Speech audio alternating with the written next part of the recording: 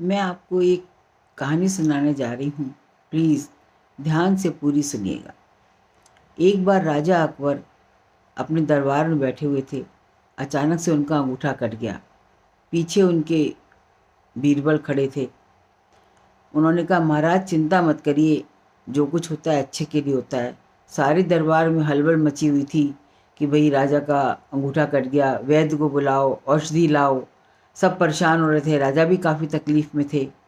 और उस पे बीरबल ने कह दिया, महाराज चिंता मत करिए, जो कुछ होता है अच्छे के लिए होता है।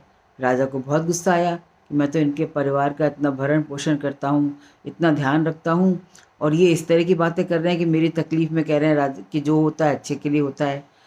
उन्होंने गुस्सा आया राजा को बहुत। उन्होंने कह दिया अपने सिपाहियों से कि बीरबल को सारी रात के लिए जेल में बंद कर दो, कोड़े लगाओ उन्हें, और सुबह उन्हें फांसी की सज़ा दे देना।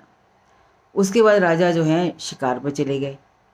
वहाँ शिकार में रास्ता भटक गए तो उनको थोड़े भीलों ने पकड़ लिया। उन्होंने कहा, वाह, हमें तो बलि चढ़ाने के लिए एक आदमी मिल गया। उनको नहला धुला रहे थे, तैयार कर रहे थे बलि के लिए, तो किसी ने देखा कि राजा का अंगूठा कटा हुआ है। तो उनका, भाई ये तो बहुत अशुद्ध है, ऐसे अशुद्ध आदमी की तो हम बलि नहीं चढ़ा सकते हैं, इसलिए राजा को छोड़ दो। इस तरह से राजा के प्राण बच गए, उनको छोड़ दिया गया। फिर राजा को याद आया कि बीरबल ने कहा था कि जो होता है अच्छे के लिए होता है। तो उन्हें ध्यान आया कि अरे मैंने उनके साथ कितना बुरा किया। बीरबल को तो रात भर कोड़े पड़े होंगे और सुबह सुबह फांसी चढ़ने वाली होगी। चलो जल्दी जल्दी में घोड़ा दौड़ाते हुए वो दरबार में पहुँचे। तभी बीरबल को फांसी चढ़ने वाली थी। राजा ने जाके उन्हें बचा लिया।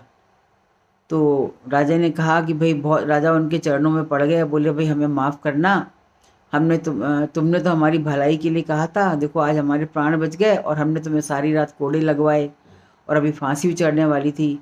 तो बीरबल ने कहा, महाराज कोई चिंता मत करिए, जो होता है अच्छे के लिए होता है। तो राजा ने कहा, भाई इसमें क्या अच्छा था, तुम्हें तो अभी फांसी चढ़ने वाली थी, अगर मैं थोड़ी देर से पहुंचता तो तुम्हें फांसी हो जाती। बोले, नहीं महाराज, अगर आप मेरे को सज़ा नहीं सुनाते और मुझे अपने साथ ले जाते तो वो लोग आपको तो छोड़ देते पर मेरी बलि चढ़ा देते। इस तरह से जो होता है अच्छे के लिए होता है, मतलब उससे आपके भी प्राण बच गए, मेरे भी प्राण बच गए। इसलिए हमेशा ये सोचना चाहिए कि ईश्वर जो करता है अच्छे के लिए करता है। अगर वो आप हमें थोड़ी बहुत तकलीफ़ दे भी रहा है तो समझिए कि वो हमें किसी बड़ी तकलीफ़ से बचाने के लिए थोड़ी तकलीफ़ दे रहा है। इसलिए ईश्वर को कोसिए मत, वो जो भी कुछ करता है अच्छे के लिए करता है। इसलिए अगर कहानी अच्छी लगी हो, प्लीज़ लाइक और सब्सक्राइब ज़रूर करिएगा। धन्यवाद।